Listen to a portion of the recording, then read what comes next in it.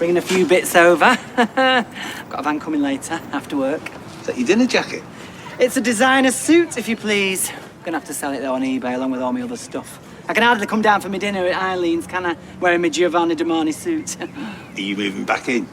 Phase 1 of the plan is complete. Thank you very much, sir. Hey, God, we're good.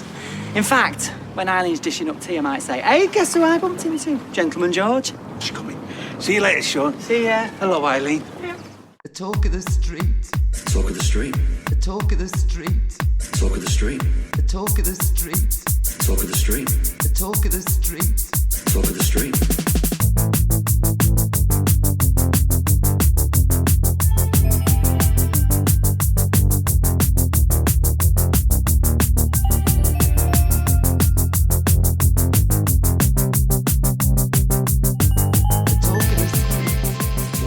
Hello and welcome to episode 163 of the Talk of the Street, an unofficial Coronation Street catch-up podcast that's thrilled that the show has finally taken advantage of modern technology and the iPhone 12's famed capability to shoot round ferns. I'm Gavin.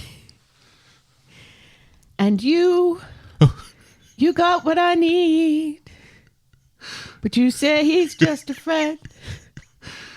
But you say he's just a friend. Oh, baby, you. That's the sound of us being demonetised. Rest in peace, Bismarcky, dead at 57. Who? So sad. Oh. I didn't know that's what his name was. Bismarcky? Mm-hmm. Well, and I'm not sure what you're saying. That's his rap name. Biz? Bismarcky. Of the Newport Marquise. Yeah. Right. Okay. Of the Harlem Marquise. Oh. 57. What did he die of? They haven't said. Apparently he's been hospitalized since June of last year, so... Right. How long? Enjoyed a long illness. Lord only knows. I'm hoping it's not COVID related, because, At the end of the day, does it matter? Not really, but... the long and glorious history of Bismarcky. He was on the children's show Yo Gabba Gabba, which my kids loved, because the head guy, the main DJ of Yo Gabba Gabba, was DJ Lance Rock. So they loved the fact that this guy in an orange jumpsuit on TV had the same name as their cousin. The Guantanamo guy? I have no idea what we're talking about. And then of course Bismarcky played an alien in Men in Black 2. I've got nothing. Oh, it's just, that when certain celebrities die, you say, well, they had a long run. Mm-hmm. They had a good life. Right. It's sad, but in the end of the day, it was time. And then, alarmingly, we've been getting so many people in like their 40s and 50s and 60s dying, and you're like, well, no, that's too soon. Right. It's not great news when you yourself are in your 40s. And that's people from like your pop cultural past, Mm-hmm. people who make up the media that you consumed in your younger years dying off, and that's really alarming. Right. People in my parents' media life are the ones who are supposed to be dying off, not mine. Oh. Yeah. When I think of the bands that I used to like when I was growing up, mm-hmm. the Guns N' the Roses, right, and the Metallica and the Iron Maiden, right, and you see kind of documentaries of these guys now. Like I was watching an Iron Maiden documentary. I don't know why this week, but there's a really good, like 4.5 hour documentary that's in 3 parts that really charts 4.5 hour mm-hmm. documentary on Iron Maiden. Mm-hmm. It goes into a lot of detail. Wow. But oh my God, they're old. These guys are in their 60s now. Yeah. Still rocking it. Right. Yeah, absolutely. But still rocking it. But then I think 60s, I think my grandpa. Right, yeah. And he wasn't rocking it. Yeah. He didn't rock anything. Yeah. And then he died. Right. Yeah, it's like I was watching that This Is Pop documentary series on Netflix, And I mean, this is somebody who's absolutely not of my generation. The 50s pop singer Paul Anka, you see him Oh, yeah, that's like my mum's generation. walking around the boardwalk in New Jersey, and he looks like this, 80-year-old grandpa, and you're like, holy God. That's right. People do age. Right. I posted something just last night or yesterday. It's the Foo Fighters doing a Bee Gees cover. Oh, yeah. And Ricky Lee, our friend, posted, oh God, they got old. Yes. As did we all. And I Yes, was like, as did we all. I didn't realise how old I was until I saw Dave Grohl. It's now an old man. Yes. Yes, he is. But it was already a week ago, wasn't Yeah. it? When I was watching the Everlong video for the millionth time. Right. Yeah, Bruce Dickinson is 62. When I was my granddad, I think, retired at 58. These people have something different in their genes, I think, don't they? Well, yeah, it's like somebody was posting about the fact that, We will talk about Coronation Street. people don't look their age anymore. That, you look at people like Wilford Brimley when he did... Not again. Not again. When he did Cocoon, was like the same age as what's his name? With the face. Right, I'm going to need more. Oh, was in the Hollywood movie with Leonardo DiCaprio. Name starts with a B. Brad Pitt. Brad Pitt. Holy shit. Maybe we won't talk about Coronation Street. Maybe this is all you're going to get. I got hit in the back of the head with a tile yesterday, okay? I was Forgive wondering me. when we were going to mention that. I had nothing to do with this. No, I was bending over to feed This the was dog. gravity. And a tile fell off the wall. It hit me in the back of the head. Or was it pushed? So, The yeah, poltergeist in the house doesn't... Brad Pitt's an Yeah, isn't he? Brad Pitt is the same age as Wilford Brimley was when Wilford Brimley did Cocoon. And it's like... oh, God. Anyway, how was your week besides the Iron Maiden documentary? That was pretty good. I read a lot of books last week. I know, you've been I think reading I a read lot. 4 books last week. And you've been writing a lot, which is also exciting. I've You sent a written- story off even. I wrote a story Yes. inspired by our trip, Yes. inspired by old guys talking about, complaining about things behind me in a That's all restaurant. good stories start. And I'm writing a story at the moment that I'm now 2,000 words a day, which is the most I've written in anger on anything that isn't Coronation Street related for 3 years or more. And what's this story about? I don't want to give too much away. Right. It's a science fiction story written from the wrong point of view, Right. is basically what it is. Which is the best point of view to write things from. Right. There's a really interesting story from a different point of view that I'm not telling. Yeah. Speaking of... It's kind of like I had started a story years ago of a kind of Harry Potter thing, where a child builds this portal with these Christmas present boxes, Right. and he's orphaned, as all good children in fiction are. Right. So he's staying with essentially his aunt and his uncle, and he walks through this portal and he disappears. Right. And the story's written from the aunt and uncle's point of view. You have to explain how this child has disappeared. Right. It's along those lines. Through a portal. Yeah. Meanwhile, speaking of science fiction, the Loki series ended this week, and so I've spent most of my week arguing with people online whether or not Immortus is Kang. Did you and win? Kang Immortus. Yes. Do they say that they win? Yes. Oh, shall we preamble, my dear, then? Yes, please. Give us some of that geriatric Corey news.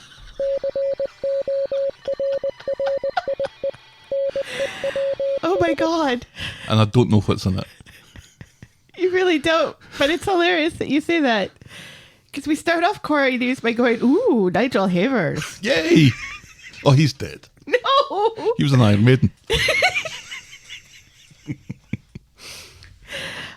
Audrey's true love rises from the grave to host a new show on the BBC called The Bidding Room, where contestants attempt to sell weird and wonderful secondhand finds. Story of my life, really. If you're looking for some creepy dolls, Nigel, just give me a call. We have way too many creepy dolls in this house. Oh, and creepy doll heads. Yes. Yeah. And disembodied hands. Yes. collect disembodied hands. Help me. My favorite is it's actually a glove mold from like an old factory that made, like rubber gloves. Mm-hmm. So that's, I think, my favorite hand is the glove mold hand. It's the big one that looms above the others. I'll keep my favourite hand. I missed it for now. You're all right, righty. Yeah.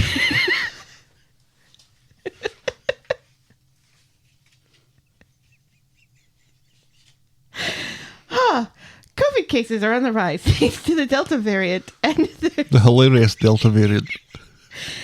there are fears production of the show might be shut down once again. Oh no. Yeah, John Winston, the head of ITV North, sent an email this week to cast and crew of both Corrie and Emmerdale to urge precautions and to stay, They're using just the guidelines relaxing. and stuff.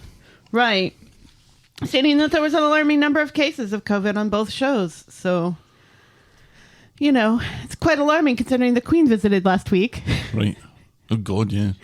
And Ken Barlow is supposed to be returning. And they're starting to do, location shoots again. Yep. So we'll see. We'll see. Stay safe over there, guys. We've relaxed things here too, but we've both had our vaccines. So if you are a member of the cast and crew of Coronation Street or Emmerdale, please go get your jabs. I would It's imagine they'd fine. be all vaxxed to the hilt, wouldn't they? It's fine. I would have Trust thought. us. You won't get 5G or magnetized arms. You won't become a mutant Not and from join that. the X-Men. Right. Not from that.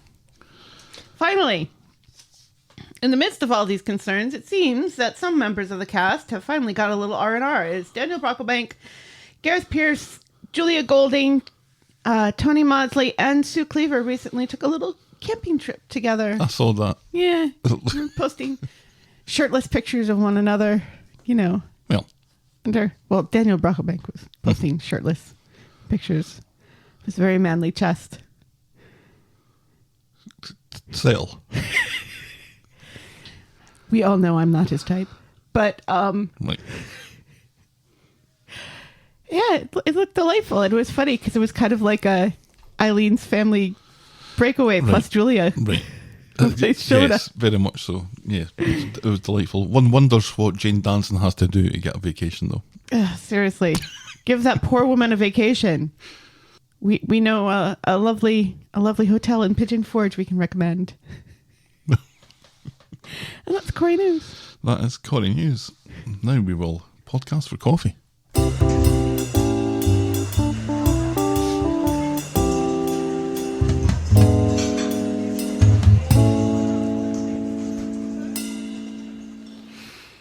Thank you to Welsh Jackie for our coffees this week. Woohoo, Welsh Jackie. Thank you very much I indeed. wonder if she's related to Nurse Jackie. Probably not. Probably not. I think these are the second coffees that Welsh Jackie has bought us. Oh, well, nice. So thank you very much indeed. She was also kind enough in her comment to point out that our Jones the Test thing, remember Jones the Test thing? Yes. This was our Welsh version of the Bechdel test where two named characters who identify as Welsh talk to each other about something other than rugby. She didn't find that offensive, Oh, good. at least not to her. Thank you very much, Jackie. I'm drinking my coffee this week from a best fucking husband ever mug. Yes. It's the most profane mug I think that we own. Yes. Second to your mug that you bought me that says after 9 years of marriage, you're still the best wife ever. Keep that shit up. Keep that shit up. Keep that shit up. That's not the mug I'm drinking from, sadly. I'm drinking from a generic. Soothing pleasures are the best. And tea soothes the soul mug. And yet I'm drinking coffee out of it.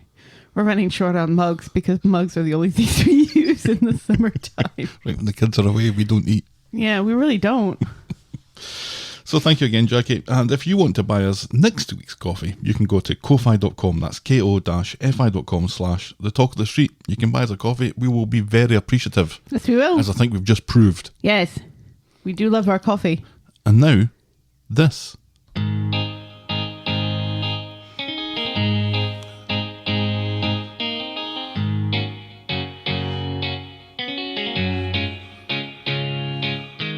Welcome, welcome, welcome. Welcome to Last Year Tonight with me, John Oliver. Just enough time to quickly talk about King of the Knickers. King of the Knickers. This is Kirk. That's right, this was Kirk going on about his missing balls, while Carla confirmed that Nick was still King of the Knickers. King of the Knickers. I was Gavin, and you were... Every day you were shuffling. Every day I was shuffling. I think you said shuffling. I listened to it a few times. Every day I'm shuffling, you said. Did I suddenly go back to 2005? What was I shuffling? CDs? I'm I not don't sure. really have a CD player anymore. I Or I was singing that song that... I think you were singing the song, yeah. I don't know why. Now we will never know. The phrase "a colony of spiders" terrified me to my core. Toya finally confesses to Leanne about her and Imran's plans to foster a child. Seb's back to his old ways with the treatment of his mother, leaving Abby to turn into a rapping jack for some love and respect. No. Again, this was, I think, the twins were going to Australia, remember? Right, yes. I was wondering if that was part of that larger storyline. Get rid of the twins Right. because we're going to kill Seb like 9 months later. I wonder. I don't know. Aggie and Grace catch Michael doing something embarrassing on the living room sofa. Adam can be tracked down based on his aftershave and continues to mine Laura the Chin for dirt on Gary. Yasmin buys a phone call with deodorant and biscuits. Faye calls Alya a cow bag. Kirk, as I mentioned, loses his balls. Our moment of the week was Jack's little speech to Abby, pepping her up, telling her it's okay to lose people, Oh, God. following the departure of the twins again. Oh, Was this so sad. Is this foreboding? This makes it even more sad that Sam is dead. Mm-hmm. Oh. And our boring moment of the week was Daniel doing the dishes.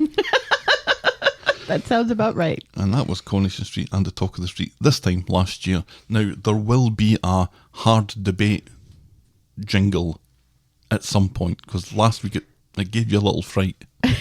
Well, you told me beforehand that it was coming last week too, and that was before I got hit in the back of the head with a tile. So So I who will knows how this is probably going to also go. be shocked and alarmed this week.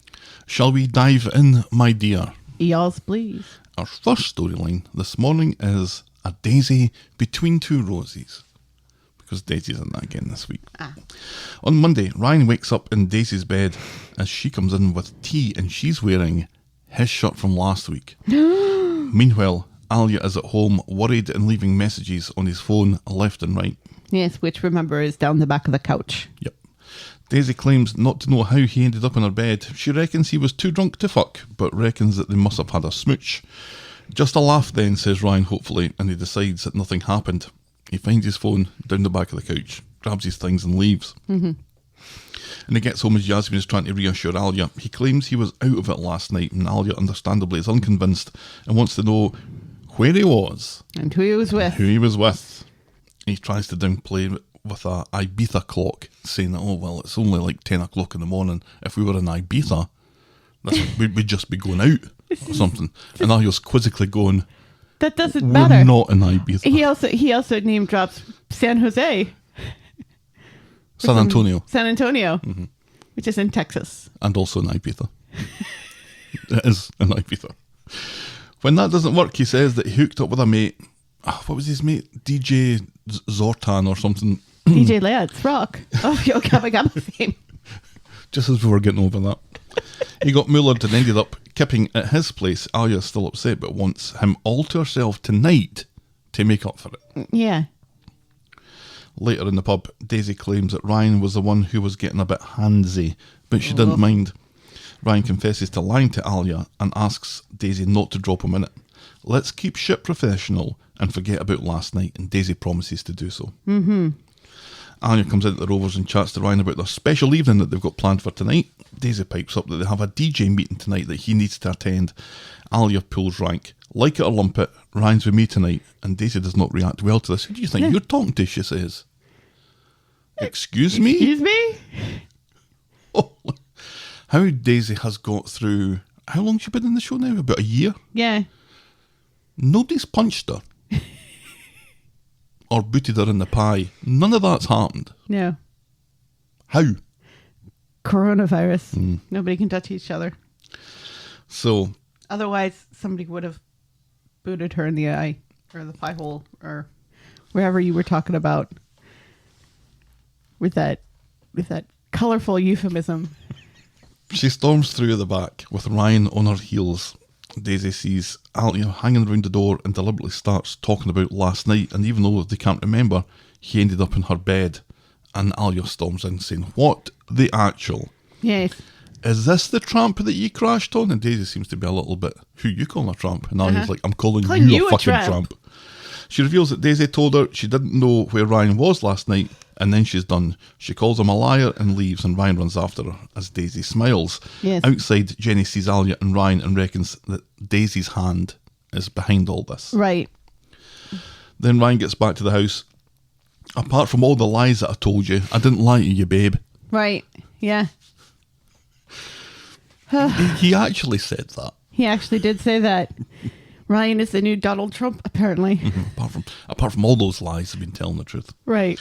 He admits that it's a possibility that he slept with Daisy, but neither of them can remember. And he was really, really drunk, which is the perfect excuse. Alya warned him about this, and he made her feel crazy. Right. Yeah. Yeah. He was gaslighting her. Yeah. Well, who's crazy now? Yeah. Seriously. So Alya storms round to Roy's Rolls to demand to know what happened because Daisy's there. Daisy admits that she didn't sleep with Ryan. She only said that she didn't remember because he came on to her and had a bit of a winch. Ryan couldn't give consent, and she's not that kind of girl. And I don't believe anything that she says. No, me neither. And I'm sure that she must have said something that's been true out of all of this. Right. But it's impossible to tell. I think the bit about Ryan being too drunk to consent is the truth. Right. I think she tried to kiss him and he probably backed off. Yeah. Because it's obvious. The thing about this whole storyline is that through it all, and Ryan has made some mistakes, it's obvious he really does genuinely love Alya and wants to be with Alya. He's like a little puppy dog with her. I know. It's so sweet. It makes me really invest. It's hilarious that this makes me really invested in Ryan and Alya's relationship. Well, remember a few weeks ago, I was kind of, well, if they're done, they're done. I don't really care about them anymore. Mm-hmm. Because we hadn't seen them. They hadn't been a thing for so long. He hadn't been in it for what felt like months. Right. But just having them back together. Right. Even though she was a little bit. Right. It wasn't really naggy, but he is a puppy dog. Right. Yes. And he is subservient, and she wants things to move quicker than I think he wants them to move, but he doesn't feel like he has a voice to tell her this. It's kind of what I picked up from it. And also, she's a very type A personality, and he's very much not a type A personality. So Very she good. kind of feels like she has to take the reins. Otherwise, no one will. And, he in many ways, it seems like he's okay with that. Mm-hmm. He just doesn't want to give up DJ because he was sitting in the Rovers applying for the thing for Debbie before Daisy turned his head again. Right. And the only reason why Daisy can turn his head is because she's attempting to give him DJ work. Or something. The real mistake that Alya made was calling these DJing a hobby. Right, yeah. Which is true. But yeah. don't be calling him right. a hobbyist right. DJ. He thinks he could be the next Fatboy Slim or somebody relevant, right? Even then, though, when he's in this situation with Daisy, he's not trying it on with her at all. He's not the one that's laying down any double entendre or anything like that. But what he does, or what he doesn't do, is remove himself from that situation. Right, yeah, absolutely. So, Alya goes back home and throws Ryan out, and a tearful Ryan begs to fix this. He doesn't want this to be over. Then how come it is? Says Alya. Poor Ryan is in the community garden with a single duffel bag, and Jenny happens along and learns that Alya chucked him out and Daisy is behind it. Although it doesn't look great, she says that Alya wouldn't want him sleeping rough, which is probably true, and puts him up in the Rovers for the night. And at home, Alya is worried that she's just thrown Ryan to Velociraptor Daisy. She will eat him alive, says Jasmine. Which isn't true. And at the Rovers, Ryan announces to Daisy that he'll be sleeping on the couch. Jenny's in the kitchen and overhears Daisy mention how nice it was to have someone give her attention the other night. And when Ryan promises it won't happen again, Daisy sounds her disappointment. Ryan goes off for a shower and Jenny pounces. He's the guy you were dressed up for the other night. Nothing gets by Jenny. Mm-hmm. And she starts listening to Daisy about being a manipulative cow and deliberately destroying Ryan's relationship. So Daisy resorts to plan B and turns on the tears. Right. Which obviously... Which works. It always works. Why does this work with Jenny? This is what worked a few weeks ago when she was given the whole spiel about her dad. Right. Yeah. And that's why I don't believe her. Because I don't believe her here.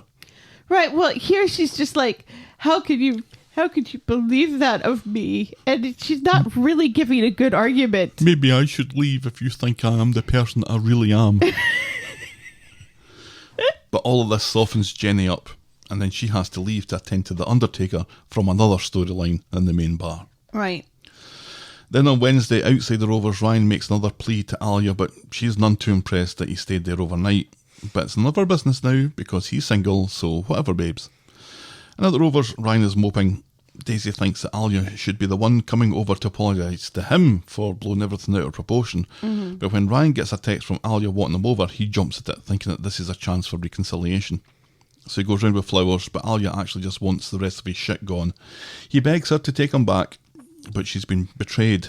He doesn't seem to understand, so she spells it out. He kissed Daisy, and he lied about it. You're dumped. Right. Now, Alya is no angel. No. And we've seen people point this out, that, she cheated on Gary. She was a bit of a manipulative cow herself when she was working at Underworld, but still, yes. I think we're going to call that old Alya. Right, yes. Daisy comes along as Ryan is moving his equipment out. And I like that. Alya throws his dirty undies at him, suggesting that maybe his new girlfriend can wash them for him, and she slams the door on the pair of them. So back at the Rovers, Ryan gets a text from a mate offering him a job at Val d'Isère, and he doesn't want to go alone, so because he doesn't like flying on his own apparently. He really is a child. He really is. So he invites Daisy along. How did he get back from Ibiza if he doesn't like to fly alone? He was drunk. Remember? You must remember that. Oh. He bumped into something and then fell over. Yes. He does a much better drunk now. Yes, he does. It wouldn't be hard. So he invites Daisy along, who pretends not to be interested, but then warms as he continues to beg. But she wants to practice sleeping together if they're going to be sharing a space. She kind of plays with her hair a little bit. And he kind of looks and smiles. And then that's it. And that's as far as we get with that this week. So many people he could invite to come along with him that wouldn't, just drive a further wedge between him and Alya. Well, that seems to be dead, right? It's now dead, but maybe wait more than 24 hours before you start officially taking somebody else. Right. To Val d'Isère or wherever. Right. Skiing. Ooh. Fancy. Do you think this is going to be the start of a relationship between Ryan and Daisy? What does Daisy want out of this? I don't know. That's the thing. Nobody really knows her motivation for any of this. Which you were quite okay with last week. And I'm still, for the most part, okay with it. It doesn't necessarily bother me. I do still like the idea of somebody being evil just for the sake of being evil. Mm-hmm. I still just feel like Ryan's a weird choice for the evil lady to go after. But then again, Tracy and Steve, and Ryan does kind of have Steve Muppet vibes. You could see it in a few years' time. Yeah. In 20 years' time, Ryan's still on the street pulling Muppet faces, dressing up as a dinosaur with, I don't know, Adam. Paul. Maybe that's better. Yeah. Paul. Or maybe his brother comes back. Or Daniel. Not Daniel. Daniel's not getting in a dinosaur costume. Prove us wrong, Coronation Street. Stick Daniel in a dinosaur costume. Make it happen. Make it so. I think Daisy's already got out of this what she wanted to get out of it, which was just to break up Ryan and Alya because she could. Right. Yeah, and I don't really feel, because like people are racking their brains like, oh, why would she have it out for Alya? Why does she want to get revenge on Alya? I don't think it's revenge. I think it's just, I can do this to this other woman and I'm going to enjoy it. Mm-hmm. And, you know, I don't really get anything out of it. It's just fun for me to fuck with people. And when I get called out in it, and when something negative could happen to me, I play the victim. all she has to do is cry. Right, yeah. Much like the ladies in Selling Sunset. Oh, jeez. Watching this week. I've been sitting in the living room for a couple of hours reading my book, whatever that happens to be, and you were watching some Marvel shite for what felt like years. Agents of S.H.I.E.L.D. It went on forever. It was never ending. Yeah. 7 seasons with like 22 episodes per season, except for the last 2 seasons, which were 13, which is still... But then it stopped, Yeah. and then you left the room, and I got to put on something, not that I wanted to watch, but something that wasn't Marvel. Right. And we ended up watching it was on a Yeah. documentary about a French woman killed in Ireland, Yes. which is Sophie. kind of interesting. Yeah. But then you've moved on to Selling Sunset, which is a kind of American version of Made in Chelsea or Towie. It's awful, and it's full of like Really awful, really dreadful vapid, people. very awful people. 3 seasons of that. Yeah, I'm done. Jeez. I'm watching Emmy nominations, and it's nominated in the unstructured reality television series Right. category. So expect more weird things that Helen watches just because they've been nominated for Emmys in the future. The thing is, everything gets nominated for an Emmy. I think we got nominated for an Emmy, didn't we? A huge chunk of what got nominated for an Emmy this year are things I've already watched, like The Mandalorian and WandaVision, and that show where Nicole Kidman wears a long coat and is married to Hugh Grant, Anyway, who's a murderer. Spoiler alert. our next, Anyway, our next storyline today. Jeez, you get hit by one title and you just completely lose your focus. Is tag teaming Eileen. but not like that. On Monday, Sean catches Eileen as she comes out the house, and after a bit of sweet talking and some humble pie, she agrees to give him his room back, especially after the Undertaker's recommendation. He then gets a call from Carla. He's getting his job back. Everything's coming up, Sean. Everything is coming up, Sean. So he's moving back into Eileen's when the Undertaker comes along. Phase 1 complete, and the Undertaker leaves as Eileen arrives. And then Sean also starts referring to the Undertaker to Eileen as Gentleman George. Gentleman George, and he does it 2 or 3 times, and Makes him sound like a gigolo. or some kind of Jack Daniels variant. Either way, Eileen thinks it's weird. In the Rovers, probably because of the Gentleman George stuff, Eileen has twigged that she's been manipulated, and as she berates the Undertaker, he falls from the top rope, is DDT'd through a table, and manages to break his wrist. Whoa. Whoa. Because Eileen is kind of bearing down on him as Right, she shouts yeah. at him, and he's kind of backing up. Right, yeah. He's in his civvies at this point. He's not on the clock as a funeral director. Right. He's wearing a very snazzy polo shirt Yes.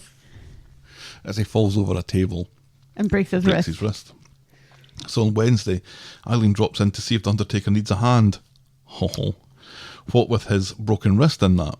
She means making tea or answering the phone, but he signs her up to pick up a cadaver from the hospital, a Mrs. Middleton, and we meet her weirdo son who sounds a bit like Alan Bennett and keeps saying, "Oh." And apparently, this tiny man had a very large mother and a very large grandfather, both who were wrestlers. Yeah, which the Undertaker isn't all that interested in, strangely enough. But Eileen, throughout this kind of arc, going back however far, has always remarked about how uncomfortable she is with the idea of dead people. Yes. Because he's offered to give her the grand tour. Right. And she's always refused because she No, doesn't thank want you. to see any dead people. Right. But Or where they drain the dead people. there's a sentence. Draining the dead people. Oh. I watched all of 6 Feet Under. I'm fine with it. So she wants Nout to do any of this. Right. He's broken his wrist, and the first thing that she's got to do is go pick up a cadaver. Right. Yikes. So Eileen and the Undertaker are back from picking up the cadaver in a private ambulance, otherwise known as a black van. Mm-hmm. Because of plot in Eileen's bladder, they leave the van on the street where they go to Eileen's for lunch, and so she can go for a pish. But she's sure to lock it. Mm-hmm. And she's the key fob over the shoulder. Mm-hmm. Beep beep. Yep. Van's locked. So Eileen and the Undertaker share a lovely buffet lunch outside. There's Scotch eggs, there's quiche, there's wee meatballs that are actually falafel. He asks her out on a proper date at some point in the future, and she says that she'll think about it. Right. But it looks like the answer is going to be a resounding yes. Oh. Then the Undertaker and Eileen are stuffed and they head back out to take care of Mrs. Whatever, but thanks to Todd and another storyline, the van and the body, they gone. Are gone. And there's this funny little Car, weird- like red roadster thing. Right, but it looks like a toy car. Right. It looks like a little, what do you call those? It wasn't a... Like It a was a pedal. cart. Yeah, a little pedal pedal cart car. thing. The Undertaker is furious and blames Eileen and her fucking bladder. But she still has the key, so whoever stole this... Had to have had a key. Right. And with Todd being the only person with another key, Eileen gives him a call, but he dingies the call because he's still busy in another storyline. Eileen offers to get streetcars to keep an eye out, but the Undertaker reckons it's not streetcars that he needs, it's Z-cars. A little joke for the over 75s there. The Undertaker and Eileen have been driving about and they come back as Mrs. Middleton's weirdo son is poking around outside the funeral parlour. The Undertaker is about to make his excuses when Todd comes back with the van and suggests that the weirdo goes hang out at Roy Rose for a bit while his mum is, I don't know, prepared? Is that the verb that you would use? Yes. The Undertaker is quietly furious about this. Mm-hmm. So in the funeral parlour, Todd claims that he was helping out a mate on an airport run and he forgot his passport and he had to go back and all this sort of stuff. And he didn't know that Mrs. Middleton was in the back. The Undertaker still thinks this is a sackable offence until Todd and Eileen point out that the stiff through the back needs dressing and his wrist is still fucked. Later, Eileen gives a half-assed apology for the missing corpse stuff. The Undertaker is not impressed and is sorry that he and Eileen ever became embroiled. Fuck you and fuck your corpses, says Eileen, and they fall out yet again. Oh dear. For what, the fourth time? Fuck your corpses. Mm-hmm. That's my new metal band's name. I think that's their difficult second album. Fuck Your Corpses. By the band Sunshine and Roses. On Friday, in Roy's Rolls, Eileen catches up with Undertaker asking him if he wants to go and see a film.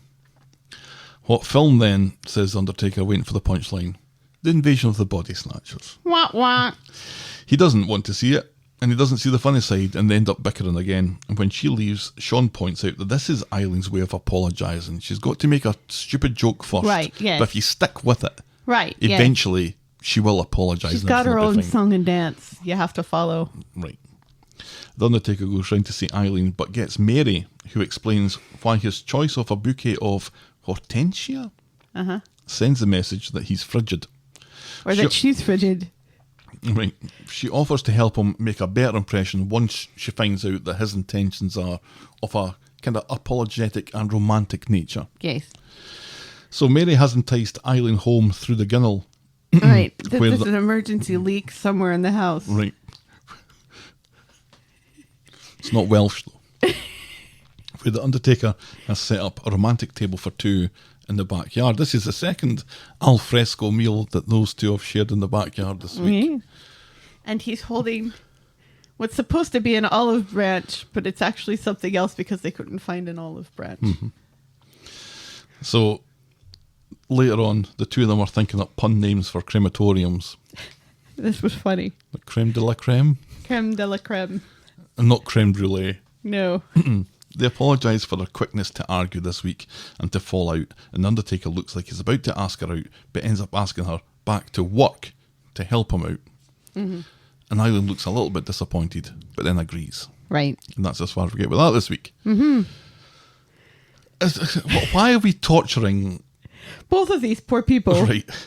With this kind of endless cycle of looking like they're going to get together, and then something happens, and it's usually the Undertaker who loses his temper, right? And his sense of perspective about things, right? And starts shouting at Eileen about stuff, right? Because Todd is a grown man; he shouldn't be blaming Eileen for Todd being a fuck up, right? Especially since he seems to really like her and really want to be in a relationship with her, but like at every opportunity to be all shouty and stuff, that's exactly what he does, and ruins his chances. It kind of makes it feel like, Eileen, please run the other way. It does a little bit, that his temper is so out of control that right, yeah, and weird. No wonder he's still single. No wonder. Mm-hmm. You got to watch out for those never married men who are in their like 50s and 60s, who aren't members of Iron Maiden, right, and who are definitely heterosexual. Yeah. There's always a reason why they're still single. There was a strange little plot device of that, though, where they stopped at Eileen so she could go and have a pish. Where they could have stopped at the funeral parlour and she could have had a pish. It is kind of weird that they just leave a dead body in the back of the van for hours, and it's not on ice or anything. No, it doesn't look like it's a refrigerated van at all, but No. it looks just like a regular van, right, that they've stenciled private ambulance over. And it's summertime. Oh, yes. And it's been unseasonably warm. It's amazing that Eileen, your Scotch eggs are a little bit smelly. That's not the Scotch eggs. It's amazing that it took Todd so long to realize there was somebody in the back of there. Mm-hmm. Oh, well, we'll get to that. Yes, we will. So they're going to get together. I feel like we've said this before, though. Who knows? Is this one of those things that never happens? We just hope that eventually Eileen gets to smash exactly like that, as opposed to Eileen smash. We've not had an Eileen smash for ages, and Gail's not around. Eileen smash George's wrist. We want her to smash something else. Oh. In full Technicolor. Yes. 70s Wava guitar. In bright green. Strangely explicit. But this was a funny storyline, though, because the little guy who was hanging about outside I just want to see my mother one last time. It's so, for some reason, now that she's dead, I really miss hanging out with her. I guess it's because, the thing that annoyed me about her was her voice. Mm-hmm. Wah, wah. Take my wife, please. Yeah, apparently his gravy was too salty. Da, da, da, da, da, da, da. It's like, what is this? When did Coronation Street become vaudeville? And now the comedy impressions of Max Wall. Kinda. Yeah, it's strange. But his, this I think was a little bit of light-hearted fluff, wasn't it? Yeah. It was fine. Nothing really bad happened this week, so we don't really need a lighthearted. No, it was a bit of a nothing burger week. Yeah. Last week was a bit of a nothing burger as well, wasn't it? We got to be building up to something. Yeah. Moving on then, our next storyline this morning is Naked Weatherfield. See, this is also amusing. Is it? It's an amuse-bouche. Well, there's parts of it that are exactly amusing, like but there's parts of it that are very red flag. We'll get there. There were things that I thought were red flag that in the end kind of resolved themselves into becoming not red flags. On Monday, Curtis is opening the bistro and bumps into Steve with a baguette. Steve is holding the baguette. Curtis doesn't bump into Steve with the baguette. They chat about the charity stuff and Steve reveals that he's raised £96,000 for Oliver's Fund so far, but feels that the compassion fatigue is setting in and he's ready to give up. Would you give up on 96 grand? You wouldn't give up on 96 grand. It's arbitrary. An extra 4 grand isn't going to make any difference, but it kind of it finishes things off, doesn't it? Yeah. To have a fairly round number that's divisible by 10. I mean, if you've if you've done a lot for one certain thing and you've tried every way to raise funds for it and you have like a limited number of people, I can see where it wouldn't really matter the number. It'd just be like, all right, well, I've done this thing and I've done this thing and I've done this thing and I've done this thing. I can't really think of any other charitable ways to raise money for this thing. Right, so I'm you done. probably throw the $4,000 in yourself. You'd be looking at the number saying that it's 96216 or whatever. Thinking, you know, just for the sake of throwing in.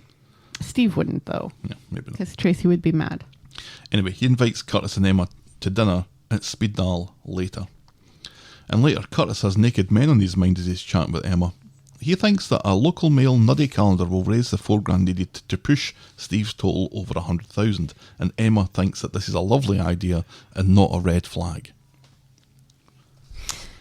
He's way too keen on this. With her dad. With her dad. This is a thing, though. That's a thing. This is a thing that happens. Well, it used to happen. No, it still happens, especially with people who are not conventionally. Yeah, a lot of things. It happened at my Beautiful. work.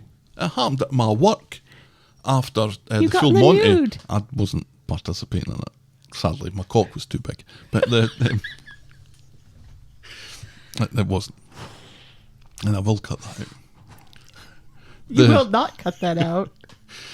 So but one department did a naked calendar that some of my friends took part in. But it was all this is all very start of the 2000s. No, people still do it now. Do they? Yes.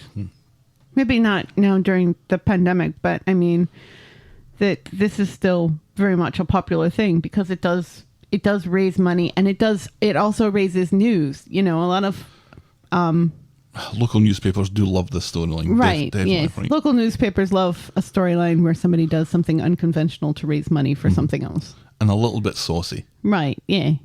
Where they can make double entendres. Right. Yes. At Speed Dial then, Curtis and Emma meet up with Tracy and Steve and float Curtis's nude men calendar idea, and Tracy, surprise, surprise, thinks it's a fabulous idea Yes, she does. and thinks that it might inspire Steve and others to go to the gym. Steve's out. He's not going to take part in this, but he loves the idea and he gives them the green light. Yes. Outside, Curtis seems very keen for Steve to be involved, as it'll encourage others to get involved too, or so he says.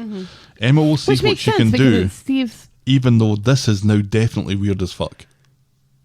Well, it seems weird now, but then other things happen later on, which makes you think, oh, maybe not. And now it's time for a hard debate.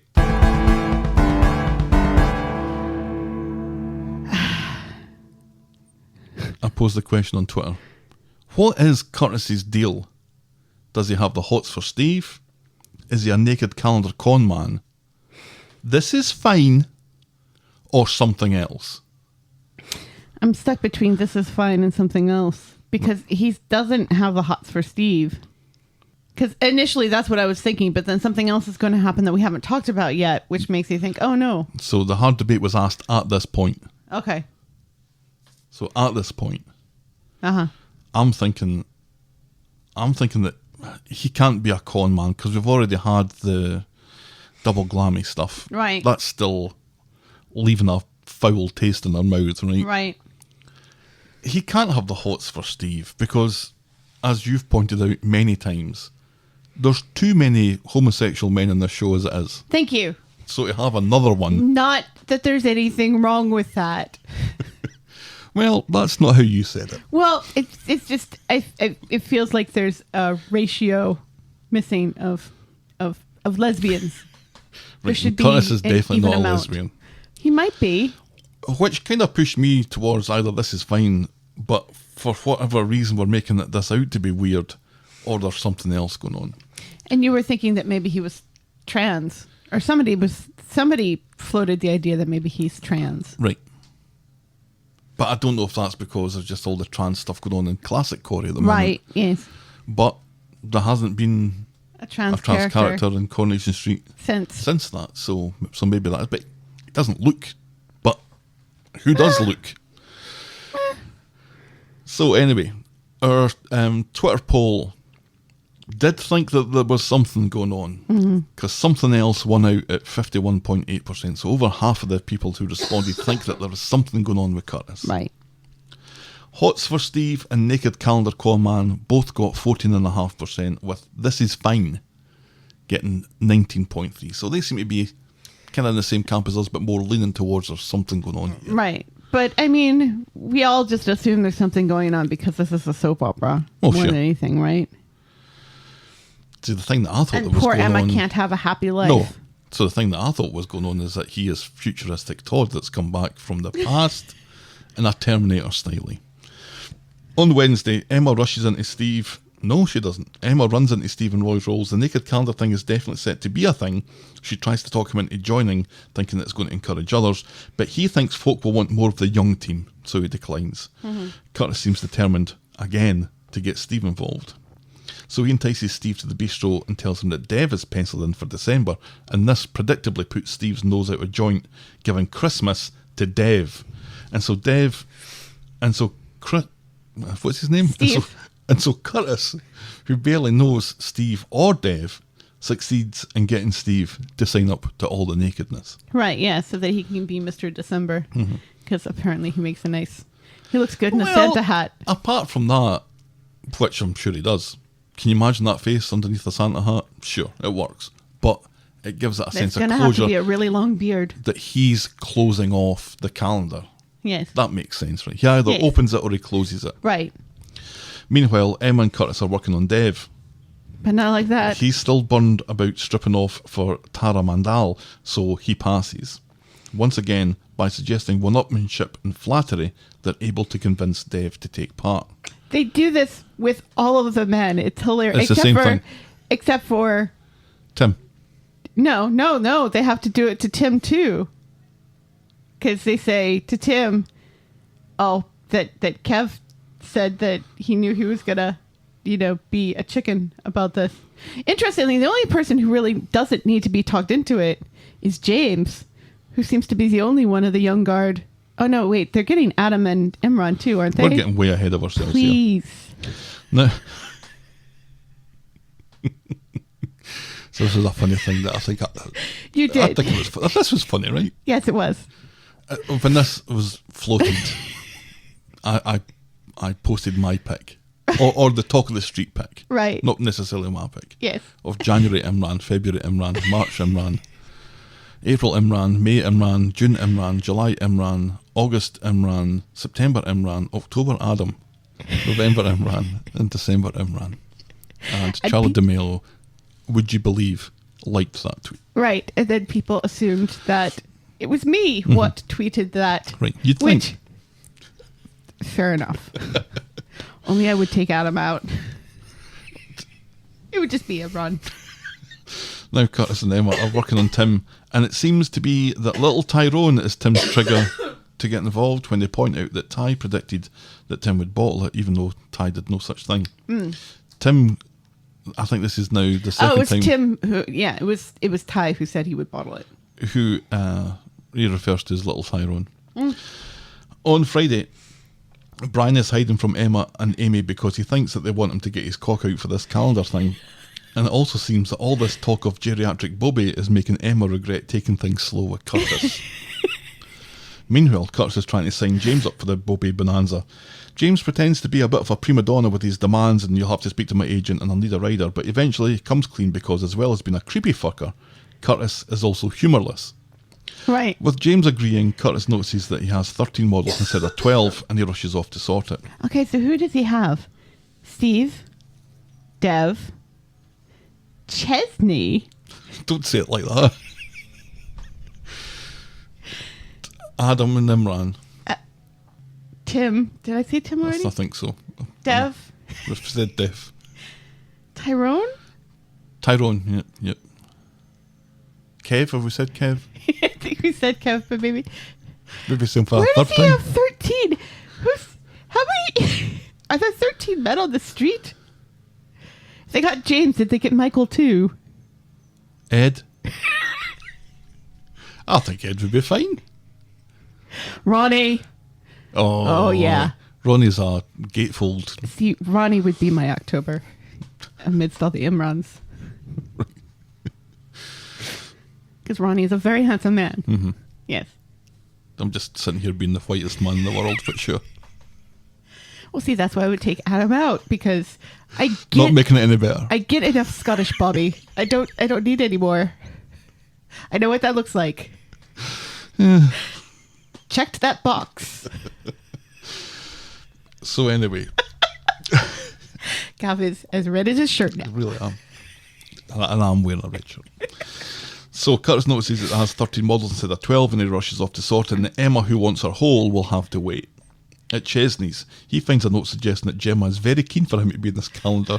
She really does. Get ready to be manscaped, it says. Ha ha. But then Curtis comes along looking to cut him from the lineup because he's got too many, he's oversubscribed, and Right. Ches is actually fine not to take part of this. And then Curtis creepily asks Ches for some Emma tips regarding the procurement of one's hole. Yes. That was weird as well. What is it with this guy? Well, see, it's because, Emma wanted to take it slow. So apparently I get they're- that, but you don't ask fucking Chesney. Well, Chesney dated Emma. So he what? would know. He would have some sound advice. And he can't ask Seb anymore. He doesn't know these people. Right, but Chesney is the only alive ex-boyfriend Emma has on the street. Well, no. He could ask David, but David... He didn't exactly take it slow. Is David in this camera? Calendar? Anyway. It seems that everyone apart from Brian is in it. Emma finally Craig catches in up it. with Brian, but With his little... What's it? with his little what? What's that stick that... Truncheon. Truncheon. Yeah, but there's a funnier name than Truncheon, isn't there? Is there? Like his little billy club. Is it billy club? I think it's Nobody billy club. calls it that. I think they may have called it that here. And his little hat. Hello, hello, hello. What's all this? What's all this then? Anything you say may be taken down. Knickers! I can't believe I got a laugh.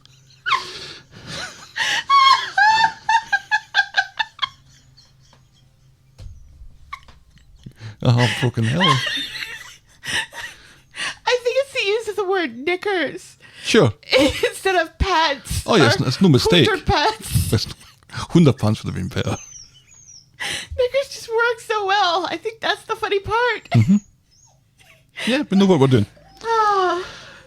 So Emma finally catches up with Brian, but it turns out that she doesn't want to see his penis or his two testicles. Rather, she wants Brian to be the Or his photographer nipples. of other people's penis and testicles. Brian is happy to oblige, and the shoot is tomorrow. Apparently he's really good with a camera, that our Brian. Mm-hmm. Did we know this about Point Brian? and shoot. No, I don't think so.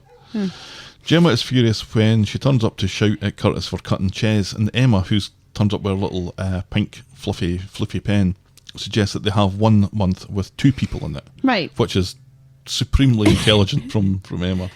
And then no one needs to be cut. And then Gemma goes off to wax every inch of Chesney's body, which allows Emma to have a word with Curtis now. Maybe Adam and Imran would be together because they're the 2 lawyers, so they could be standing behind their desks. Like a well-placed stapler.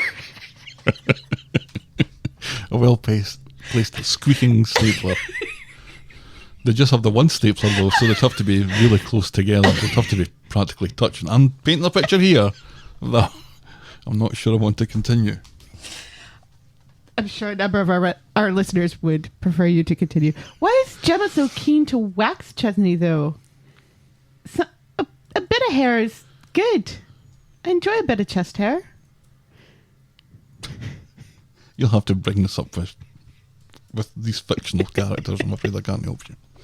So Curtis thinks that he's about to be dumped, but Emma makes it clear that this isn't what she wants to talk to him about. Rather, she'd quite like to get her whole off of him. All right, says Curtis. Yes. So Emma says, I'll see you in 10 minutes. Like, yeah. Don't bring your clothes. Yes, clothes optional. He's like, can I bring anything? And she's like, clothes optional. And she goes off quite happy. Yes. And he seems quite happy as well. So that's Because good. he's not getting dumped. Yes, he's getting his hole. He really hasn't been in a relationship. 'Cause remember when at the start he seemed to be this outrageously handsome man who is terrible with women? Yeah. It was that thing that he was pretending to be. Right. But he's not But pretending. it seems to be that he is genuinely awful with women. Was he like homeschooled or something? See, I think this is where the potential trans Was thing he- is coming from, that was he he- hasn't had a girlfriend before. Yeah, but you'd think that he would be less keen to take his clothes off, maybe. Oh. If that's his secret. Maybe he was brought up in a cult? That's Do you guess number have 2. cults in the UK? Yeah. You must have cults in the UK. They're just not as weird as ours. Or maybe they're even weirder. There's less guns involved. Well, That's usually the only difference between... that's basically the difference between our two countries. Anyway, there's less guns involved. We have to be more creative with our weapons of violence. Yes. That's cheery. Right, so this calendar thing, I'm quite looking forward to how they're going to do it, because Me too. this is essentially dressing people up. Right. But Kind of instead of reverse. dressing people up, we're dressing them down. But they're going to have something like Steve with a Christmas hat on, and right. I don't know, we've already seen Tyrone's ridiculous photograph. Right. But maybe he's going to reenact that, except with his balls hanging out. with that wrench really well placed, that really large wrench that he has Right, maybe. phallically held already. So all we have to do is maybe Photoshop that a little bit, and we've already got April taken care of. But yeah, this is going to be fun. Yay. And it's happening next week, because I it know. said tomorrow, so that must be what's happening. I'm going to enjoy this. Kind of looking forward to that, because this is fun. It is fun. Because all it took for the whole Kev stag party was for people to dress up as Kev, Right. and it's a success. Yes. It's all anybody wants. But Kev from his time when he was a member of the Village People. right, this Curtis thing though is still it's playing on me. He has some kind of Right, thing because we going don't on, know what it is. and we don't There's know what it something is. happening, and we don't know what it is. There's something happening here. Okay. What it is ain't exactly clear. Our next storyline this morning then is FizBomb 84. Oh, I remember FizBomb 84. I think I headlined FizBomb 85, but it wasn't. It seems very muddy. Yes. On Monday, Fiz, who does work at the factory, Yes. Remember, she got her job back at the factory. she did the furniture thing. Right, but she's also working at the factory as well because she needs money because Tyrone's not living at home anymore. This and trying to confused the maintain hell two- out of me, because I thought, what's Fiz doing in the factory? And she seems to be helping herself to the No, 'cause coffees and remember milk. Alina got Sarah to hire Fizz to do work. Oh, Remember? Right. How could you forget that? So anyway, she's complaining to Beth about Alina, and Beth thinks that she needs to get Beth's back. back! Yeah, Yay! back out there, and recommends lying through her teeth on this dating app. Mm-hmm. Fizz, though, decides to be honest and describes herself as a single mum dumped for a younger model. There's a deafening bang as a line of eligible men crash into the factory door. Fizz is encouraged to change her honest profile, but then gets a bite from the honest one, somebody who appreciated this honesty. And Fizz, forgetting that whole state business, is keen to arrange a meet-up for dinner. At home, Fizz runs this whole thing by Evelyn, who gives it the green light. Drag a comb through your hair and go for it. Maybe shave your legs while you're at it. Then Fizz arrives at the bistro to meet her date, but it's a catfish. And the guy is actually a female journalist wanting to write an article about women being ditched for younger models. Men need to be called out for this, says the journalist, who's called Chris. Who's conveniently named Chris. Right. So it works. She can be anonymous if she likes to be, Uh-huh. because Fizz has been going by FizBomb 84 during this. Right. Then on Wednesday at the factory, Beth and Kirk are quizzing Fizz about her date last night. She keeps it as private as she can, saying it wasn't quite what she expected. Never mind, says Kirk, there's plenty more pastries in the box. And Beth nabs the eclair. At Roy's Rolls, Fizz explains the date to Maria, but Maria thinks that this might be therapeutic to get it off her chest, and Fizz is like, I don't need to get anything off my chest, she's fine with this. She wants to tell the world that she's not sitting around moping over Tyrone fucking Dobbs, and this seems to, maybe Fizz is going to do this after all. So the bistro, Fizz and the reporter meet up. She agrees to be part of the story. She's sick of being the victim, and she starts down a poignant speech only to be shut down because the reporter's pen doesn't work. That was quite funny. Yes. Then Fizz is slowly getting plastered on the vino, and she starts to air her dirty laundry to the reporter. She wouldn't go back with Tyrone if he begged. This is her second chance, and while she probably wouldn't have left him, they were comfortable together, she's pouncing on this opportunity. And it's Yes. almost like she starts to believe herself. Yes. Which is nice. It does feel like it's therapeutic. There's still a bit of, when she says that at the end, though, there's still a little bit of her that you think she's just, these are words. This is something that she doesn't quite properly feel yet. And on Friday in Roy's Rolls, Fiz is with Maria and she's fretting about the article and people working out that it's about her. Maria tells her that it's Tyrone who should be the one who's ashamed. Maria thinks this is brilliant. Fiz takes some heart from this encouragement. Then in the factory, Kirk is reading the paper and the article about Fiz, and he works out that it's about Fiz, but she pleads ignorance. Kirk was worried the press were going through our bins again. Right. Well, Lena catches wind of something going on, but everyone else in the factory is like, oh no, there's nothing happening here. Right. It's pretty well not made anonymous enough if Kirk can figure it out. And work it out quickly, Yes. whilst also talking about horoscopes. Right. He doesn't And- like surprises. No. He doesn't like spoilers. So Alina must read the article herself, because next she's accusing Fiz of suggesting that she deliberately stole Tyrone and broke up a family when that wasn't the case. If the shoe fits, you two-faced boot, says Fiz, Right. and she just leaves her to it. In the Rovers, Alina tells Tyrone about this Peter Pan syndrome story. Ty tells her not to get worked up about it, but when a passing Eileen calls them both Peter and Wendy, Alina tells Tyrone that he needs to do something to sort this shite out. Right. And she's becoming quite animated and overheated about it. Right. Yeah. It's like neither one of them, up until this point, have realized just how awful they are. Right. You know, it's like it's taken this article. Like, no, we are not these people, although they actually really are these people. It is. It's the old adage of holding a mirror Right. up to them, right? This is what the article is doing. Right. Because it really doesn't sound like, you know, the only thing that they seem to really be taking exception to this whole Peter Pan thing and, you know, robbing the cradle and everything, which lots of people have already said to both of them. Right. But because it's like a news article, it Yes, in makes print. it more It's real. in black and white. Right. There it is. Yeah. And it's also something, it's a narrative that you have no control over. Right. It's out there and you Yeah. can't do anything about it. Right. He tries to, but Well, we'll get to that. that. So Tyrone goes to the furniture thing to shout at Fiz, but she remains calm throughout while a customer hides from the awkwardness in a wardrobe. Yes. And for some reason doesn't get to Narnia. No. Ty thinks this is revenge, but Fiz says that she did this for her, and if she had no consideration for Ty, she doesn't need to anymore. Right, That's Alina's yeah. job. Right. And besides, all of it is true. Which part of this is wrong? Right. And when Tyrone leaves in a huff, the customer steps out and offers his sympathies to Fiz. He's been in a similar situation with his ex-wife. Tyrone... And is going to buy the wardrobe. Right. Tyrone, who doesn't work at the factory, is at the factory now telling Alina that Fiz isn't the revenge type and maybe we should just let this all sort of blow over. Right. Which it will.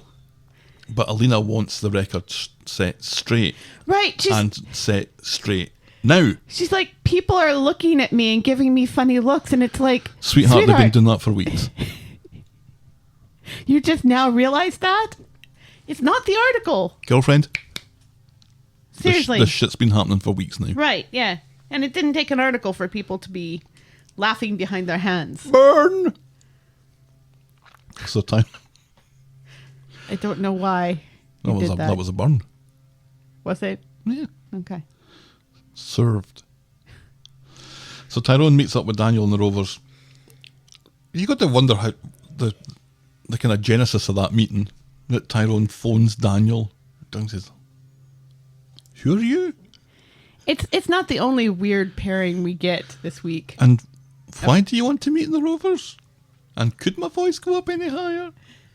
It's like whenever anybody wants to put something in the paper, they call poor Daniel. Right.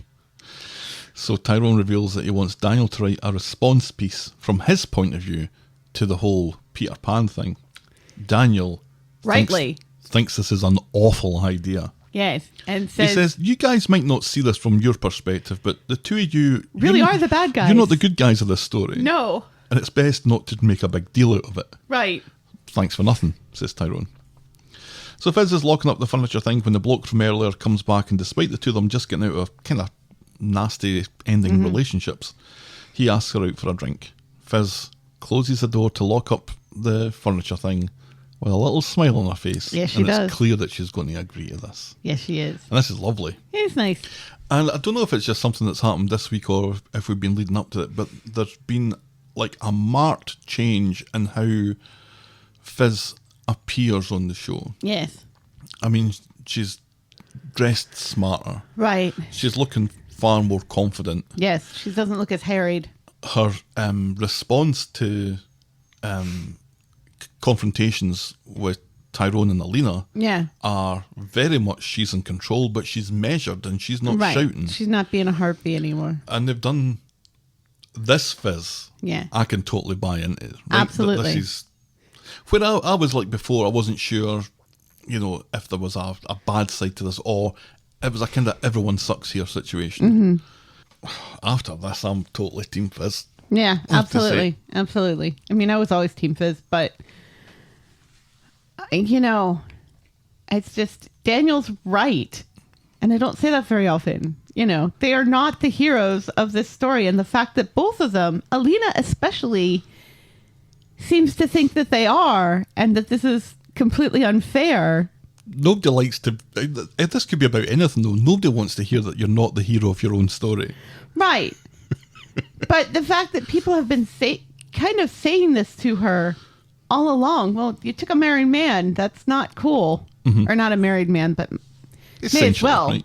You know. split up a family. Yes. Right? Yeah. That's certainly true. And You've got fucking Ruby staring at a wall for the best part of 2 minutes last week. And while you may not have, quote unquote, meant to, you did do it. Yeah, whether you You meant or could have not shut isn't- that down. The fact is you did do it. Yeah. You could Whether have you shut meant or that not. down all along the way. Mm-hmm. You could have been shutting that down. And you didn't shut it down. You kept opening the door, Right. so to speak. Where do you think this is going to go with Fizz and the wardrobe guy? Is this going to become a thing? He seems to have moved into the area. Balaclava Terrace he's on now, Yes. just round the corner. Right. He So- seems nice. Does seem nice. Is it John Kenna? Is his name in real life? I'm not sure. He's been in a number of movies. He looks very familiar. Yeah. He doesn't look like he's going to be the sort of guy that's going to propose a naked calendar anytime soon, but No. I don't He know if seems that's a bad nice. thing He necessarily. seems nice. He looks nice. And the two of them, there seemed to be a little bit of instant chemistry there between Right. the two of them. Well, you know, I think a lot of that has to do with them both getting out of very similar situations. And that kind of worries me a little bit. Bit codependency maybe. Yeah. But this is not a relationship for Fizz Forever, to... yeah. Right. This is get back on the On the bike horse. and And learn ride. and learn how to have some fun again. Right. And maybe get your hole. Yeah. And Yeah. I think the difference now is that she is well and good over Tyrone. that seems clear. Yeah. Especially the baby thing. It's just, she's written him off. She is no longer in love with him, and that's been the change. And I She's- think that's good. She's still telling the story though, like, oh, there's and another thing. Mm-hmm. So I don't know if she's 100% over it, but I think she is. I think she's kind of, and another thing just to get, it's annoying and it's bad, but she doesn't want Tyrone back anymore. She may be still upset about it, but she doesn't want him back anymore. and I think that's the key. Yes. I think that's it. Our penultimate storyline this morning is no Show Sam Sham. What? You heard. No Show Sam Sham. I can't say it twice. Are On you Friday- being culturally inappropriate there with that? No, Sam was a no-show and it was a sham. Okay. What are you suggesting? Just a few scenes on Friday. This is total filler stuff. Nick has exciting news from Natasha. Sam was supposed to have a sleepover with a mate, but it's fallen through, so he's going to be staying with Nick and Leanne because Natasha's already made plans to, I don't know, go to that London. Anything she can do to get away from Sam, basically. So Nick rushes off to get some supplies. Right. Supply? No. Nick has gone overboard with stuff, including a new blender. When Leanne points out that the old one's still fine. But Sam likes Sam likes his smoothies. smoothies. And maybe it needs two to be made simultaneously. He's desperate to prove to Natasha that Sam will be safe and happy with him and Leanne, and if that means buying superfluous blenders, then so be it. But Natasha comes round with some bad news. Sam's sleepover that was cancelled has been reinstated, so he won't be staying after all, and she hadn't even told Sam that it had been cancelled in the first place because she wanted to surprise him. And it was so cute. Nick was baking cookies for Sam. He had this wee oven glove on and everything. I love that. She could smell the cookies from outside. Yes. That'll be Nick's page in the calendar. Him holding a strategically placed tray of cookies with oven mitts on. Or maybe with the oven... And a little apron. Maybe the oven glove over his member and his hands behind his head. Maybe? No. Nope. I like it with the little frilly apron and the tray of cookies in a more domestic scene. Yeah. Works for me. So, smell you later, says Natasha, and off she fucks. Leanne tells Nick later that there will be other sleepovers, and it's not like Sam is bored of them yet. Plans change. Get over it. Right. But Nick is still sad about it. Yeah. And it's cute and it's sweet. And it seems like Leanne's really supportive of this. Natasha's quite flighty, isn't she? She is. She chops and changes her mind about things. She tries to give this impression that she's a really grounded success, that she's a boss and she orders people out. But she chops and changes her mind all the time. She's been... Sam's kidnapping and getting shot at kind of gets forgotten about whenever she needs childcare. I don't know if this is how we're supposed to be seeing her, but this is the way that it's kind of presented itself to me. Well, you can be a little bit flighty in your personal life and then be very, very type A in your business life. So that's the second time you've mentioned type A. I'm going to have to go look that up now. You don't know what a type A personality? I do, yes. Okay. Yeah, you had me worried. Our final storyline this morning is Where There's a Will. On Monday, at the funeral parlour, a guy in high vis comes in and speaks with Todd. Maybe not the best title card for a week where we have a naked calendar pop up. Where there's a... Yep. Mm-hmm. I see what you're doing there. So this guy's mate, Alki Mate, has died, and he and a few fellow bin men mates have had a whip round and have pulled together $7,000 in cash for the funeral. He throws down a brown envelope that has "The answer to Todd's problems" written on it in capital letters. So the bloke pays in cash and goes for the funeral of the month that Todd offers. Todd puts $2,000 in the petty cash and then hides the rest in a display urn, just as the Undertaker comes in from another storyline. There's lots of crossing over between storylines in this. Yes. Todd spins the Undertaker line that he's oversold Matty's funeral by $5,000 because he's such a nice guy, and he promises to cover the extra expenses himself, but the Undertaker is so impressed about this community spirit, he picks up the difference himself. Todd calls Will and tells him that he has his money. It's in that urn. Later, Todd spots that the urn where the cash is missing and starts tearing the place up, looking for it until the Undertaker comes in and tells him that Mr. Hendricks has taken it. And Mr. Hendricks is described as somewhat of an underworld type figure. Yeah, kind of baddie, a bit of a gangster. And there's confusion there that I don't really understand, but it seems that this dead gangster's ashes has been mixed up with a dead horse's or something, and Todd promises to fix it, but before he can, gangster dad Hendricks comes in with the urn that's been given to him by mistake, he realises, but there's no money in it. Right. And Todd knows that he can't say anything about it and has to let this $5,000 slip through his hands, and the gangster knows that Todd knows. Yes. And milks it for all it's worth. Yes, he really does. And I love it. Chuckling away good style at this. Loving it. At the bistro, Todd is called by Billy to celebrate Will and his mum finding a new place to live. Aww. And I thought, we're going to see Will's mum. No. And we don't. Then, apropos of nothing, Billy announces that the church is buying a $7,000 heat pump and is being delivered tomorrow. And Todd's like, this is the second thing that's been costing $7,000 that's happened today. Privately, Todd has to tell Will that he doesn't have his money after all. Never mind, says Will, and points out that stupid heat pump plot device thing that Billy just mentioned, you'll have to nick that then, won't you? Or beans will be spilled. On Wednesday, Todd is on the phone to a mate about getting use of a van when Billy and Summer come into the flat, disturbing him. Summer arranges to meet Will, and Todd makes it clear that he doesn't approve of this setup. Billy says, well, we can't stop her seeing who she likes. Right. Unless his name is Paul. Exactly. What a fucking hypocrite you are, Billy. Oh, yeah. Or maybe you just don't remember things that you said a day ago. At the shop, Dev has just finished doing a shite, and when he comes out to serve Billy and Paul, he makes clear that he's Washed his hands, but just give it 5 minutes. He points out to Paul that his rent is late, and so Paul checks his bank account and finds that he hasn't been paid, and so he's ended up overdrawn. Oh, pig's tits, I'm going to go and fucking sort this out. I didn't realize that Dev owned Daniel and Paul's flat. He's the landlord. Yeah.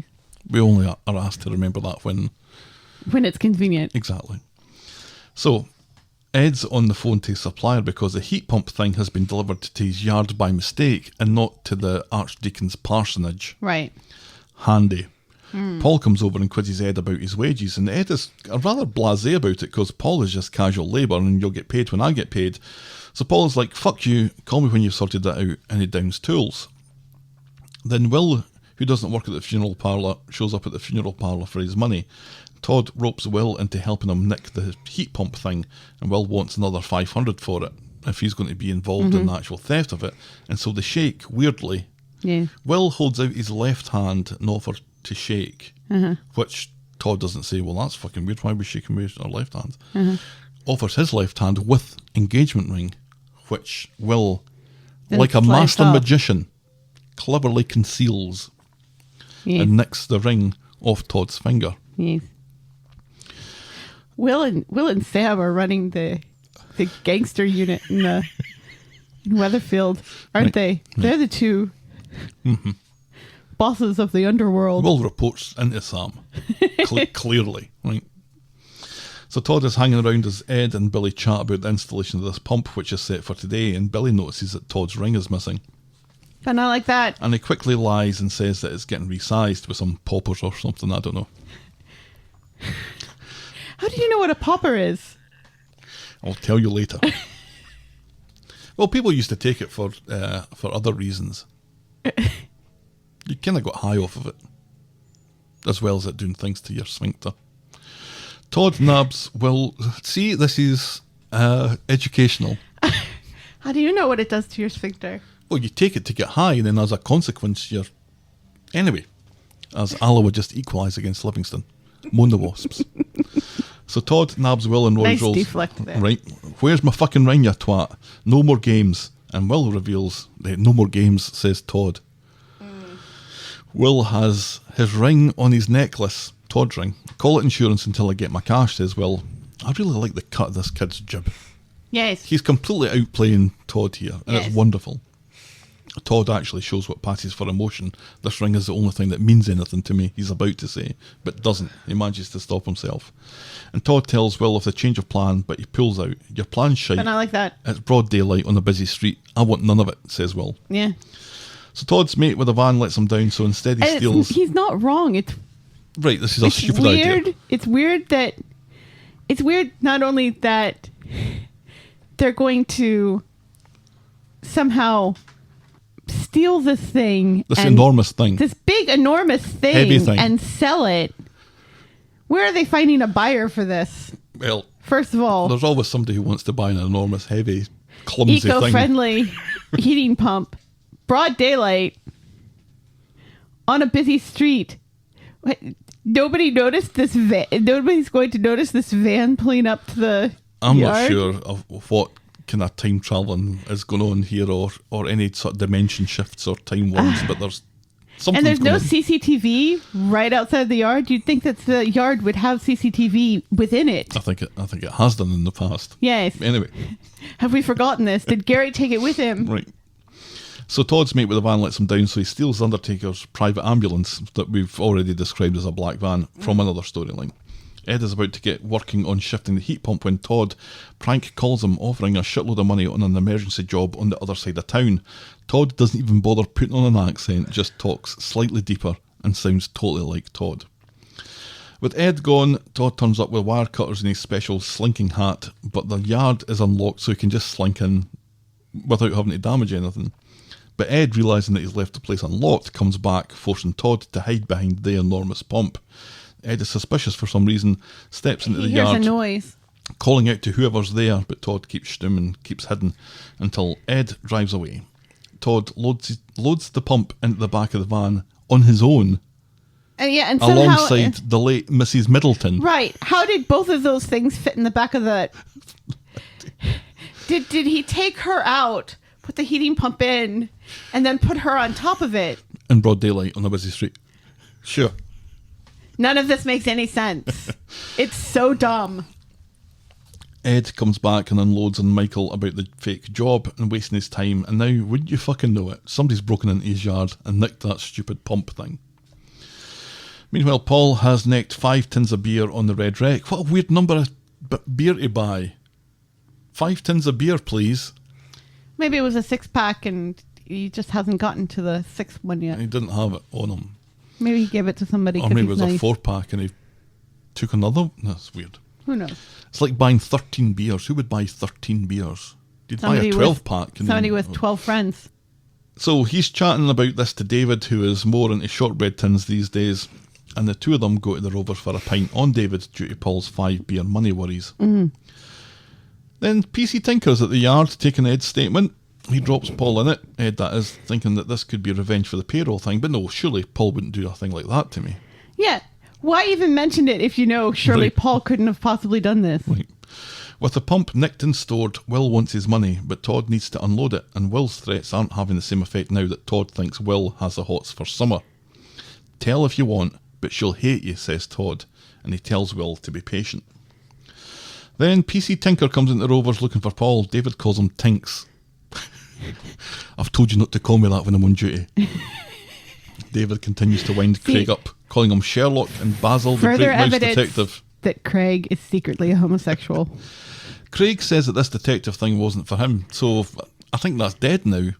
It was mentioned, and now it's dead. Is my assumption Either now. that or he just really doesn't like the Great Mouse Detective. Well, nobody does. Aw! Paul joins in with a mockery, and PC Tinker's getting no respect at all, so ends up lifting a drunken Paul and taking him down to the station about this. Right, yeah, it probably would have just blown over and he would have said, all right, fair enough, you want, because David says to him, he's been on the Red Wreck all day. Mm-hmm. There's no way he did this. Right. So if Paul just hadn't been disrespectful to PC Tinker, then none of this would have happened. And plus, And it's PC weird. Tinker. And it's weird that once he gets him down to the station, nobody says, well, this is ridiculous. He obviously didn't do it. Look at the guy. Right. And it's also weird that it isn't PC Tinker that's doing the interviewing. Right. And it's weird that they're even interviewing him in a dark, scary room. Again, we're jumping ahead of ourselves. So Todd and Billy are loitering outside the florist, Billy moaning about the stolen pump, Todd saying the insurance will cover it as they watch PC Tinker load a protesting Paul into the back of the police car, and Billy makes that face. Yes, he does. On Friday, Todd gets up to find that Will slept on the couch last night, and the couch has eaten Will's Weddy County lighter. Oh, Will's a smoker, is he? Summer is in a reflective mood, musing Or an that Paul arsonist. is innocent and is always the first to get the blame for everything. This isn't fair. Meanwhile, Paul has been interviewed by the scariest policeman in Weatherfield, who looks like he's done time himself. Yes. And you're right, because the lighting is all very line of duty sort of. Right. It's like, why? It's a heating pump. They're more concerned about this heating pump than people threatening Cassie's life online. Indeed. The coffer knows that Paul was arguing with Ed about money, but Paul maintains his innocent stance, and he's released without charge, and then determined to find out who stitched him up. So Paul confronts Ed, who insists all he was doing was telling the truth. You wouldn't want me to lie, would you? He promises he has Paul's back, but his reaction makes things worse for himself. And furious, Paul goes off to blame Will, but Summer has Will's back, and again suggests that Paul is the creator of his own problems with his stinking attitude. What a fucking turncoat Summer has become. It's because she and Will are slowly becoming more than friends. Mm-hmm. Yes. He slept over. Slept Yes. on the couch, though. Slept on the couch. Still. Sorry, Addie. I guess you're just going to have to date Amy like I wanted you to all along. All along. Form your own detective agency and buy a Great Dane and a Todd- van. Todd goes back home and finds Will's lighter down the sofa. Not sure why Will couldn't find it. And then he calls PC Tinker looking for some advice. Paul is now nursing his bad mood and Roy's rolls when he gets a call from Will wanting to meet him in half an hour. But Todd has heard the call from Will's side. They're standing in the ginnel and he wants a little chat of his own. So back at the flat, Will's conscience has now got the better of him. And Because he likes summer. Right, and he wants to come clean. But Todd has Will's lighter and threatens to plant it at the builder's yard. Will says, well, what's stopped me planting your ring? But not like that. Bravo, Will. Yes. And what we have here is a Mexican standoff. Right. And yet, it's just a Wethy County lighter. It could be anyone's. Anybody's, right. It's not as distinctive as that ring is. Mm-hmm. So Paul meets Will in the community garden, but rather than confess, Will apologises for messing his life up, but recommends that Paul starts taking responsibility for his own shit in future. This is coming from Will. And maybe this sort of thing will stop getting between him and Summer. Excuse me, says Paul. Well, the only reason he was doing it is because Todd is looming right there over Paul's shoulder. Right, but the fact that Will's Looking like telling him Sam that watching a funeral. Maybe if your attitude was a bit better, Paul, none of this would be happening, says the kid, who's been the fucking architect of all this. In Roy's rolls, Alex is back. Yay! So good to see Alex back. It is good to see Alex back. And they gave him some good lines this week as well. Did. It was funny. They did. He was delightful. And Paul reflects on Will's words. He's lost Billy, maybe lost his job. He's determined not to lose Summer, so David decides to throw him a bone and offers him Gail's job at the barber's. Right. Sweeping up. He's not going to give him... I'll give you a trial to see how you work out at sweeping shit up. And running the register. So Todd has managed to sell the heat pump to WeBuyAnyHeatPump.com. But he stiffs Will out of $1,000. As Todd takes a call, Will sneakily sets up his phone behind a fern to record the scene. And after the call, Will contrives a conversation where Todd admits to setting up Paul, paying Will to make Paul lose his job, split up Paul and Billy, steal the heat pump, assassinate Archduke Ferdinand, and jumpstart World War I.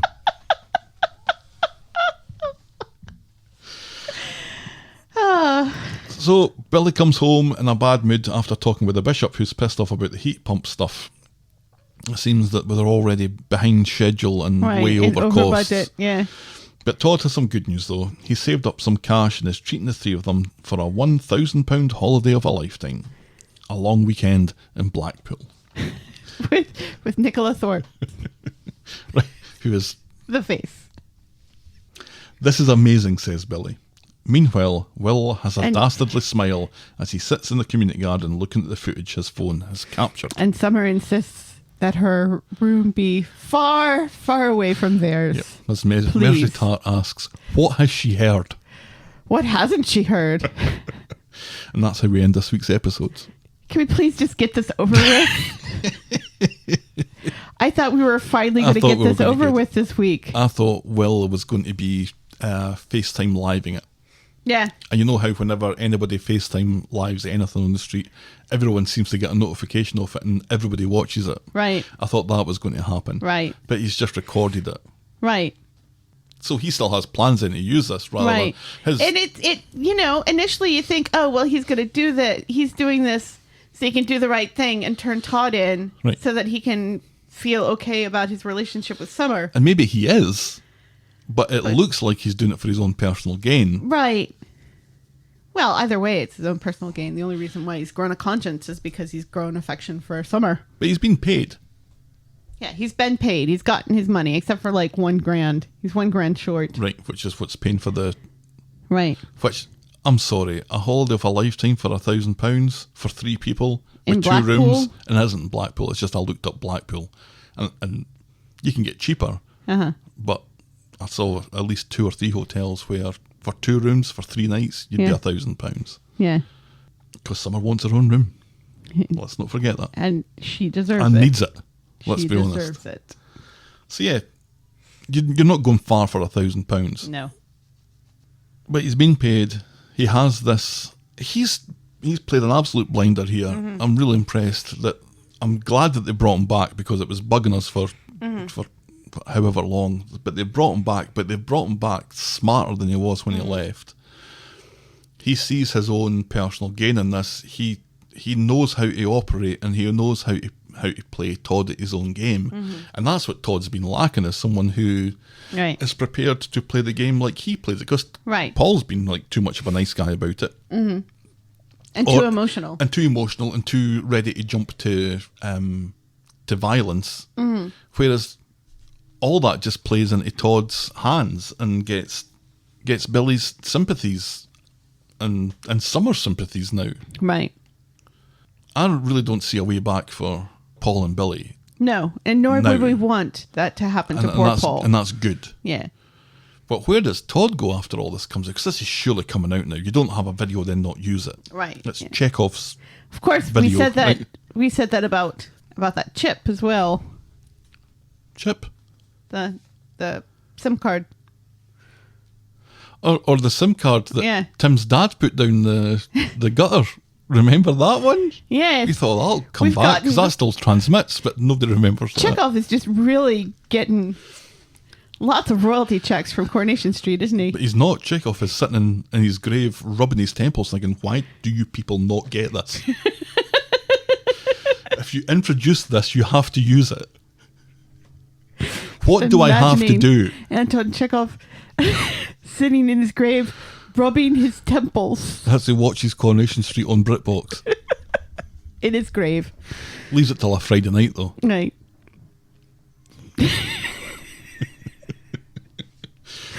But no- you spotted it. I am Anton Chekhov. And it seems that we've, again, Chekhov is saying, well, if you start to mention the bishop not being happy, I don't think we've heard the last of the bishop not being happy about this. No.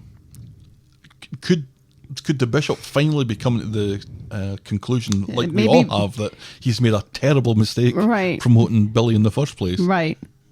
Because he has. Yes. Because he's terrible. Yes. And he's just a bad person. He's not just a bad clergyman. Because He's he's a a bad bad friend. clergyman. We never see him do any clergyman stuff anymore. And he's living in sin, which even if Todd was a woman would be a no-no. Mm-hmm. You know, it's like he doesn't know the statutes of his own religion. He's getting married, which his boss is going to tell him that he can't do. Right. So, I don't know. Who knows? What's Summer's is Summer's motivation for this purely will? It seems to be. Yeah, I think it is. It's purely will. Somebody's turned her eye for once. She Yes. likes a bad boy, doesn't she? She does like a bad boy. Because remember, she liked that guy who was Corey's friend. Mm-hmm. What's his name? What did we call him? I don't know. I can't remember. ITV Corey's friend with the bowl haircut. Oh, bowl cut. We called him bowl cut. I was like, there you go. That mystery didn't last very long. No, it didn't. Yeah, but she likes a bad boy. But yeah, that her position now with Paul when this comes out is going to be quite tense as Contrite. well, because she was overacting. She was very much Billy's adopted child there. I need to go. I need to get out of this. Right, yeah. I'll maybe just hang around and talk about it and find out what the real deal is. Right. You know? Maybe. Anyway. Well, it was Coronation Street this week. What was your moment of the week? Oh, God. What was your moment of the week? I thought you might be asking that this week, because I don't think there was anything that really jumped out. No, as being nothing really terribly obvious. jumped out. And But- next week with lots of things are going to be jumping out. Uh-huh. If you know what I mean. Poor Brian's going to need a little chamois leather to clean the lens of his camera. He's getting... God, I am very thirsty, aren't I? So, my moment of the week was Fizz getting back into the dating game and being, turning the corner. All right. That last scene of her closing the furniture thing up. Yeah. It just seemed... Or just, her talk with Tyrone, where it's obvious she's over him now. yeah, she's not taking just any of his standing on shit. her own 2 feet. I also really liked the scene with Fizz and Evelyn, where Evelyn gives her the green light to go ahead and date again. I Yeah. thought that was really lovely I think- that she was so supportive of that idea, even though Tyrone is her grandson. I think I preferred the chat with Tyrone, though, because it did show more of a kind of development in her, that she wasn't kowtowed by, and she wasn't tricked into a shouting match. Right. She kept her cool. Yeah. She won the argument. Yes. She made it clear, you're not my responsibility anymore. Yeah. And that bit, that's like, well, okay, Yes. that's my moment of the week. Yes, absolutely. So, yeah. Holy shit, that's 2 weeks in the trot. Is it? Mm-hmm. What was last week's moment of the week? Last week's moment of the week was Paul and Gemma giving it tight to Todd, which was also my suggestion. Yes. So, Enjoy it while it lasts. I'm looking forward to a very barren patch of. Because I'm so thirsty. Right. That's I want to wrap this up and get upstairs. Oh, Moment of the week. Moment of the week. your boring moment of the week. Everything else? No. What was your boring moment of the week? What was your boring moment of the week? Nick buying a blender. Brackets that he didn't need. Close brackets. I thought that was cute, though. I like Nick being cute and eager. Yeah, go on, because I got hit in the back of the head with a tile, so I can't think. Oh, you haven't mentioned that.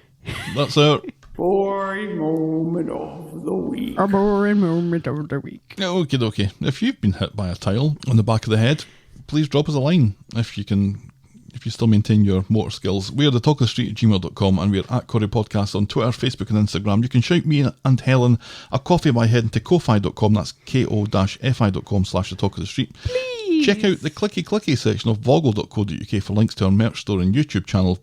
I posted a video of Anne Malone's final 24 hours on the show last week, which has already become our most popular video. Ooh. Yeah, and if you're so inclined, please leave a rating and a review on iTunes or your podcast provider of choice. Thanks for making it to the end of another episode, and we will be back next week with more Talk of the Street. Cheerio. Bye.